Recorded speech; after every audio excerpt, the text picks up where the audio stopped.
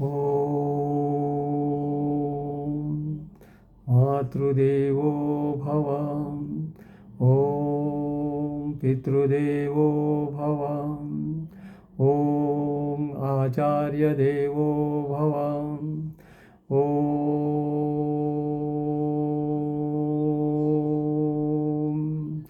శుక్లాంబరధరం విష్ణుం శశివర్ణం చతుర్భుజం ప్రసన్నవదనం ధ్యాయే సర్వవిఘ్నోపశాంతయే. ఓం శ్రీరాఘవం దశరథాత్మజమప్రమేయం సీతాపతిం రఘుకులాన్వయరత్నదీపం ఆజానుబాహుం అరవిందదళాయతాక్షం రామం సాచరకరం నమామి.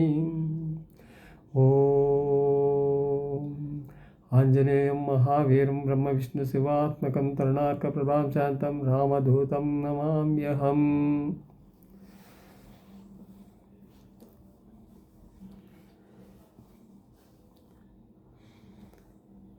రామాయణం రెండో భాగం ముగింపు సమయంలో వాల్మీకి మహర్షి రామాయణాన్ని రాశారు. లవకుశలకి మొత్తం చెప్పారు. తర్వాత లవకుశలు ఆ రామాయణాన్ని వాల్మీకి మహర్షి ఆశ్రమంలోని మునులు ఋషుల దగ్గర గానం చేశారు అని చెప్పాను.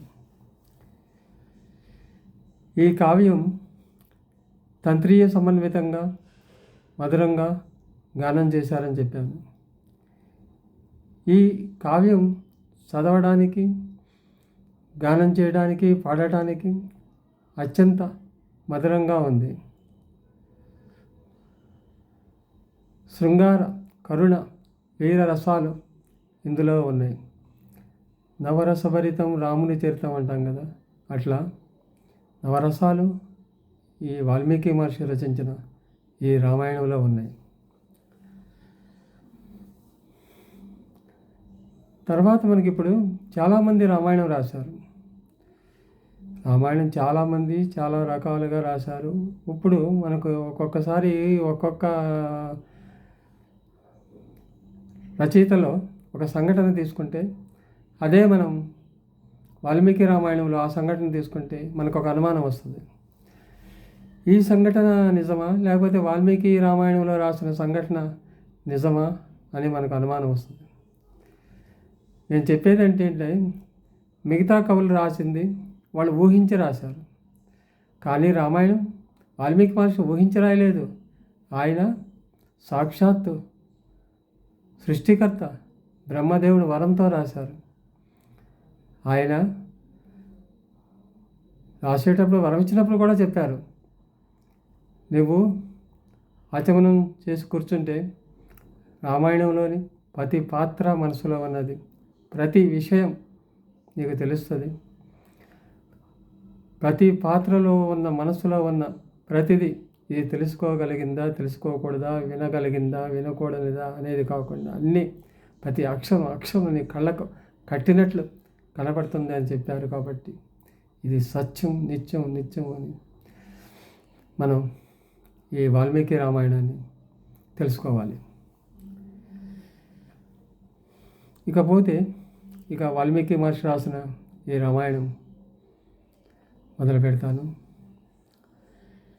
ఇక్ష్వాకు కుల వంశంలో దశరథ మహారాజు కోసల దేశం సరయూ నదీ తీరంలో అయోధ్య నగరాన్ని పరిపాలిస్తున్నారు. ఈ దశరథ మహారాజు తండ్రి గారి పేరు అజ, తల్లిగారి పేరు ఇందుమతి. ఈ తల్లిగారు విదర్భ రాజకుమారి. దశరథ మహారాజుకి ముగ్గురు భార్యలు, కౌసల్య, కైకేయి, సుమిత్ర. ఈ దశరథ మహారాజు కూడా శ్రీరామచంద్రుడిలాగా అద్భుతంగా రాజ్యం పరిపాలించారు.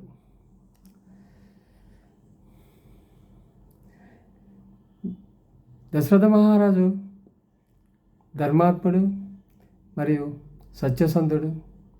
ఆయన తన ప్రజల్ని సొంత బిడ్డల్లాగా ప్రేమించారు, పరిపాలించారు. దశరథ మహారాజు కాలంలో ప్రజలు ఆనందంగా సుఖ సంతోషాలతో ఉన్నారు. ఎలాంటి భయము లేకుండా మంచిగా పరిపాలన చేశారు. ఇప్పుడు ఏదైనా మనకు ఒక సంఘటన కానీ ఒక ఇది కానీ రావాలంటే దేనికైనా సమయం రావాలి. ఎందుకంటున్నానంటే దశరథ మహారాజు చాలా కాలమైంది ఈయన రాజ్యపాలన చేస్తూ. ఇప్పటి వరకు ఈయనకి సంతానం లేదు. ఇప్పుడు ఈయనకి ఈ ఆలోచన వచ్చింది. ఇప్పటి వరకు సంతానం లేదు, నేనేదో పాపం చేసుకుని ఉంటాను కాబట్టి ఆ పాపం పోవడానికి ఏదన్నా పుణ్యకర్మ చేయాలి. పుణ్యకర్మ చేస్తే ఆ పాపం పోగొట్టుకోవడానికి అశ్వమేధ యోగం చేస్తే ఈ పాపం పోతుంది అనే ఆలోచన వస్తుంది. ఆలోచన రాగానే తనకి అత్యంత ప్రియమైన మంత్రి సుమంతుడిని పిలిచి, ఓ సుమంత, నీవు మన గురువు గారైన వశిష్ఠ మహర్షిని ఇంకా మిగతా ఋషుల్ని తీసుకురా అని చెప్తారు. సుమంతుడు, వశిష్ఠుడు మిగతా వారిని అందరినీ తీసుకొస్తే అప్పుడు దశరథ మహారాజు, ఓ మహర్షులారా, నేను ఏ పాపం చేశానో తెలియదు. ఇప్పటి వరకు నాకు పుత్ర సంతానం లేదు. కాబట్టి నేను ఏ పాపం చేశానో ఆ కర్మ పోగొట్టుకోవడానికి అశ్వమేధ యోగం చేయాలనే తలంపు నాకు ఇప్పుడు కలిగింది. మీరంతా ఏమంటారు అంటే అప్పుడు ఈ వశిష్ఠుడు మిగతా వారు కూడా ఆశీర్వదిస్తారు. నువ్వు అశ్వమేధ యోగం చెయ్యి అని చెప్తారు. ఇక అప్పుడు ఈయన సుమంతుడికి సరయూ నది ఉత్తర తీరాన ఈ అశ్వమేధ యోగానికి వాటికి తయారు చేయమని చెప్తారు. తర్వాత ఈ సుమంతుడు ఒకసారి దశరథ మహారాజుని కలవడానికి వస్తారు. దశరథ మహారాజు సుమంతుడు వచ్చాడంటే ఏదైనా ముఖ్య విషయం చెప్పడానికి వచ్చారని చెప్పి కూర్చోమంటారు. అప్పుడు సుమంతుడు, ఓ మహారాజా, నేను విన్నాను, బ్రహ్మ మానసపుత్రులు ఒకసారి ఋషులతో మాట్లాడుకుంటున్నారు. దశరథ మహారాజుకి పుత్రులు ఉండరు. ఆయన ఋష్యశృంగుడిని తీసుకొచ్చి అశ్వమేధ యోగం చేస్తే పుత్ర సంతానం కలుగుతుందని విన్నాను. కాబట్టి మీరు ఋష్యశృంగుడిని తీసుకొచ్చి ఈ అశ్వమేధ యోగం చేయండి. అదే మీరు అశ్వమేధ యోగం చేస్తానంటున్నారు కాబట్టి ఈ ఋష్యశృంగుడిని తీసుకొస్తే అశ్వమేధ యోగం పూర్తవుతుందంట, ఫలితం దక్కుతుంది. ఆ ఋషి అనుగ్రహం వల్ల మీకు పుత్ర సంతానం కలుగుతుందని ఈ బ్రహ్మపుత్రులు ఋషులతో మాట్లాడుతుంటే నేను విన్నాను అని చెప్తారు. తర్వాత ఈ ఋష్యశృంగుడు ఎక్కడున్నారంటే అంగరాజ్యంలో మీ స్నేహితుడు రోమపాదుడు అని ఉన్నారు. ఆయన తన కుమార్తె అయిన శాంతాదేవిని ఇచ్చి ఋష్యశృంగునికి వివాహం చేశారు. ఆ ఋష్యశృంగుడు శాంతాదేవి సమేతంగా రోమపాదుడి దగ్గరే ఉన్నారు. మీరే స్వయంగా వెళ్ళి రోమపాదుడిని తర్వాత ఋష్యశృంగుడిని అడిగి ఈ అశ్వమేధ యోగానికి ఆహ్వానించండి అని చెప్తారు. ఇక దశరథ మహారాజు స్వయంగా బయలుదేరి మొదట రోమపాదుడిని కలిసి, నాకు ఇన్ని సంవత్సరాలైనా పుత్ర సంతానం కలుగలేదు, మీరు అనుగ్రహించి ఋష్యశృంగుడిని నాతో పంపిస్తే ఆ యజ్ఞం ఆయన పూర్తి చేస్తే ఆయన అనుగ్రహం వల్ల పుత్ర సంతానం కలుగుతుంది అని అడిగితే అప్పుడు రోమపాదుడు దశరథ మహారాజుని ఋష్యశృంగుడి దగ్గరికి తీసుకెళ్తారు. దశరథ మహారాజు ఋష్యశృంగుడి దగ్గరికి వెళ్ళి చేతులు జోడించి ప్రణామాలు చేసి పాదాభివందనం సాష్టాంగ నమస్కారం చేసి, ఓ మహానుభావ, మహాత్మా, నా పేరు దశరథ మహారాజు. నేను అయోధ్య నగరాన్ని పరిపాలిస్తున్నాను. నాకు ఇన్ని సంవత్సరాలైనా పుత్ర సంతానం కలగలేదు. కానీ మీరు అనుగ్రహించి వచ్చి అశ్వమేధ యోగాన్ని మీరే ముందుండి యోగాన్ని చేయించి నాకు పుత్ర సంతానం కలుగజేయండి. మీరే నా ఈ కోరిక తీర్చగలరు అని వినయంగా మొక్కి ప్రణామం చేస్తే ఆ వినయానికి ఆ ఋష్యశృంగుడు ఆనందపడి బయలుదేరి వస్తానంటారు. అప్పుడు శాంతాదేవిని ఋష్యశృంగుడిని తీసుకొని దశరథ మహారాజు అయోధ్య నగరానికి బయలుదేరుతారు. అయోధ్య నగరానికి రాగానే అంతఃపుర కాంతలు ఋష్యశృంగుడికి శాంతాదేవికి స్వాగత సత్కారాలు చేసి లోపలికి తీసుకెళ్తారు. కొంతకాలం శాంతాదేవి సమేతుడై ఋష్యశృంగుడు దశరథుడి దగ్గరే ఉంటారు. దశరథ మహారాజుకి ఒకసారి ఋష్యశృంగుడు, ఓ దశరథ మహారాజా, యజ్ఞము మొదలు పెట్టాల్సిన ముహూర్తం వచ్చింది కాబట్టి అశ్వాన్ని వదిలిపెట్టని చెప్తారు. ఈ దశరథ మహారాజు అశ్వాన్ని వదిలిపెడతారు. అశ్వమేధ యోగం అంటే ఇదే మామూలుగా 1 సంవత్సరం పాటు అశ్వాన్ని వదులుతారంట. ఈ సంవత్సరం పాటు ఎక్కడెక్కడ తిరిగి వస్తే అదంతా ఈ రాజు రాజ్యంలోకి ఆ ప్రదేశం అంతా వస్తుందంట. అది 1 సంవత్సరం పాటు ఆ అశ్వమేధ ఎంత తిరిగి వస్తే ఆ అశ్వం అదంతా ఈ రాజు ఆధీనంలోకి వస్తుంది. అశ్వమేధ యోగం ఇక సంవత్సరం అయిపోతుంది. ఈ అశ్వం తిరిగి వస్తుంది. తిరిగి వచ్చిన తర్వాత ఇక అంటే ఇప్పటివరకు కూడా ఈ అశ్వం బయలుదేరిన దగ్గర నుంచి యజ్ఞాలు, యోగాలు, అన్నదానాలు తర్వాత అన్నీ జరుగుతూనే ఉంటాయి. తర్వాత ఇప్పుడు ఈ దశరథ మహారాజు కూడా ఈ యజ్ఞానికి అందరినీ ఆహ్వానిస్తారు, అందరి రాజుల్ని. తర్వాత ఇప్పుడు వీళ్ళకి దగ్గరైన కౌసల్య, కైకేయి, సుమిత్ర వాళ్ళ తల్లిదండ్రులని, బంధువుల్ని, ఇంకా అందరినీ వీళ్ళే స్వయంగా వీళ్ళే తీసుకొస్తారు. కొంతమంది మంత్రులను పంపించి ఆహ్వానిస్తారు, చేసి యజ్ఞం అంతా చేస్తారు. చేసి ఇక హోమం చేస్తూ ఉంటారు. హోమం చేస్తూ ఉంటే ఇప్పుడు మనకైతే మనం కూడా హోమాలు చేస్తాము, మనందరికీ తెలుసు హోమాలు. అప్పుడు హోమం చేస్తే దేవతలు వచ్చి ఆ హోమం యొక్క హవిస్సు వాళ్ళే స్వయంగా తీసుకునేవాళ్ళు. అప్పుడు వాళ్ళు పుణ్యాత్ములు కాబట్టి, వాళ్ళకి ఆ దేవతలు కనిపించేవాళ్ళు కాబట్టి ఆ హవిస్సు వచ్చి తీసుకునేవాళ్ళంట ఆ హోమంలో. అట్లాగే ఇప్పుడు అందరూ వచ్చి కూర్చుంటారు మామూలుగా. ఇప్పుడు హోమానికి ఈ దేవతలందరినీ ఆహ్వానిస్తారు. వాళ్ళు వచ్చి కూర్చుంటారు.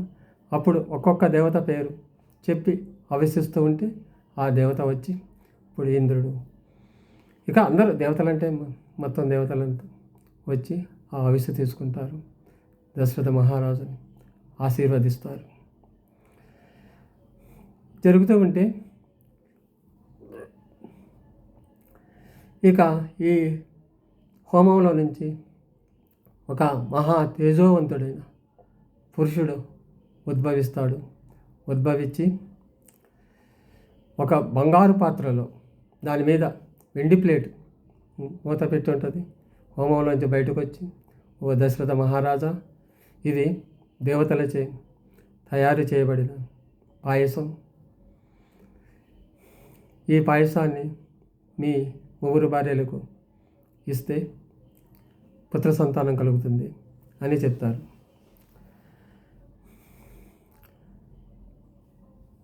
తర్వాత ఇంకొక ముఖ్యమైన విషయం ఏమిటంటే, ఇప్పుడు అశ్వమేధ యోగం ఇవన్నీ చేస్తే ఆ ఫలితం అప్పుడు ఆ కాలాన్ని బట్టి ఆ రాజులకు వచ్చేది. అప్పుడు అశ్వమేధ యోగం అంటే చాలా ఖర్చుతో కూడిన పని. మహారాజులు చేస్తారు. అది చాలా ఖర్చు, రిస్క్ చాలా ఉంటుంది. ఇప్పుడు మహారాజులు కాబట్టి వాళ్ళు అంత ఖర్చును భరించి వాళ్ళకి ఆ కెపాసిటీ ఉంది కాబట్టి చేశారు. కానీ మనకి మానవ జన్మకి ఇది చాలా తేలికైన ఇది ఉంది. ఈ అశ్వమేధ యోగం చేయడానికి మనకి చాలా తేలికైన మార్గం. అందుకనే చాలామంది మానవ జన్మని కోరుకుంటారు. దేవతలు కూడా మానవ జన్మలో పుట్టాలని కోరుకుంటారు. ఎందుకంటే మానవ జన్మలో అంత సులభమైన మార్గాలు ఉన్నాయి. ఇప్పుడు ఈ రాజు ఇంత ఖర్చుతో ఇంత రిస్క్తో చేసిన ఈ అశ్వమేధ యోగం మన మానవులకి ఒక్క చిన్న అనాథ ప్రేత సంస్కారం చేస్తే అశ్వమేధ యోగం చేసినంత ఫలితం ఉంటుందంట. ఇది శాస్త్రాలు, ఋషులు, మహానుభావులు, మహాత్ములు అంతా చెప్పారు. ఈ కలియుగంలో అశ్వమేధ యోగం లాంటి యోగాలు చేయలేరు కాబట్టి అంత మహాయోగం చేసినంత ఫలితం ఒక అనాథ ప్రేత సంస్కారం చేస్తే కలుగుతుందంట. నిజంగా మన మానవ జన్మ ఎంత అద్భుతం. సరే, కౌశల్యకి ఇస్తారు. ఈ పాయస పాత్ర తీసుకెళ్ళి కౌశల్య కైకేయి సుమిత్రలకు ఇస్తుంది. ఇక దశరథ మహారాజు, ప్రజలు కూడా చూస్తూ ఉంటారు దశరథ మహారాజుకి ఎప్పుడు పుత్ర సంతానం కలుగుతుందా అని. ఎందుకంటే ప్రజలు కూడా ఇప్పుడు దశరథ మహారాజు ప్రజలను కూడా పుత్రులాగా ఎంతో ఆప్యాయంగా అనురాగంగా చూసుకునేవాళ్ళు కదా. ఇప్పుడు ఈ ప్రజలు కూడా మా మహారాజుకి ఎప్పుడు సంతానం కలుగుతుందా అని ఎదురు చూస్తూ ఉంటున్నారు. ఇక ఇప్పుడు 1 సంవత్సర కాలం గడిచిన తర్వాత కర్కాటక లగ్నములో పునర్వసు నక్షత్రములో నవమి తిథి నాడు కౌసల్యకి శ్రీరామచంద్రమూర్తి జన్మించారు. ఇకపోతే కైకేయికి భరతుడు మీనరాశిలో పుష్యమి నక్షత్రంలో జన్మించారు. ఇక లక్ష్మణ శత్రుఘ్నులు అశ్లేష నక్షత్రంలో జన్మించారు. ఇక ప్రజలు, రాజు ఎంతో సంతోషించారు, ఆనందంగా ఉన్నారు, ఉత్సవాలు చేసుకుంటున్నారు. ఇక్కడ ఇంకొక ముఖ్య విషయం ఏంటంటే రాముడి తర్వాత మన లక్ష్మణుడు పెద్దవాడు అనుకుంటాం, కానీ రాముడి తర్వాత భరతుడు పెద్దవాడంట. తర్వాత లక్ష్మణ శత్రుఘ్నులు చిన్నవాడు. సుమిత్రకు పుడతారు లక్ష్మణ శత్రుఘ్నులు. కాకపోతే రాముడు లక్ష్మణుడు ఎప్పుడు కలిసి ఉండడం వల్ల రాముడి తర్వాత లక్ష్మణుడే పెద్దవాళ్ళు అనుకుంటాము. భరత శత్రుఘ్నులు వీళ్ళిద్దరూ కూడా కలిసి ఉండడం వల్ల వీళ్ళిద్దరూ తర్వాత అనుకుంటాం. కానీ రాముడి తర్వాత భరతుడు పెద్దవాడు, తర్వాత లక్ష్మణ శత్రుఘ్నులు పెద్దవాళ్ళు. ఇక వీళ్ళంతా ప్రజలంతా ఎంతో సంతోషంగా ఉంటారు. ఇది బాలకాండలో రామలక్ష్మణ భరత శత్రుఘ్నుల జననం. ఇకపోతే ఈ బాలకాండ చాలా పెద్దది, చాలా తర్వాత ఇంకా వీడియోలో చేస్తూ ఉంటాను. ఇకపోతే నేను కోరేది, రిక్వెస్ట్ చేసేది ఏంటంటే ఇప్పుడు ఈ రామాయణం ఇవన్నీ మనకి ఎంతో పవిత్ర గ్రంథము. ఇప్పుడు ఈ రామాయణం, భాగవతం, భారతం ఇవన్నీ వింటే ఎంతో మంచిది, ఎంతో మన జన్మకి సార్థకం. కానీ అవన్నీ మనం ఎంత బిజీ టైంలో చేయలేకపోతున్నాం. కాబట్టి కొంచెం సమయం చూసుకొని ఇవన్నీ వినటం, చదవడం, చేయడం చేస్తూ ఉండాలని. తర్వాత ఏంటంటే ఇదంతా మీకు తెలిసిన వాళ్ళకి చెప్పి ఈ వీడియోలు చూస్తున్నామని, వింటూ ఉన్నామని చెప్పి చేస్తారని నా ఆశ. ఎందుకంటే మన హిందూ ధర్మంలో ఎంతో ముఖ్యమైన ఈ గ్రంథాలు చదవడం ఇవన్నీ మర్చిపోతున్నాము. దయచేసి ఇవన్నీ మళ్ళీ మనకు తెలిసినంత వరకు కొంతమందికి ఇది చెప్పి సబ్స్క్రైబ్ చేసి, షేర్ చేసి, లైక్ చేయండి అని కోరుతున్నాను.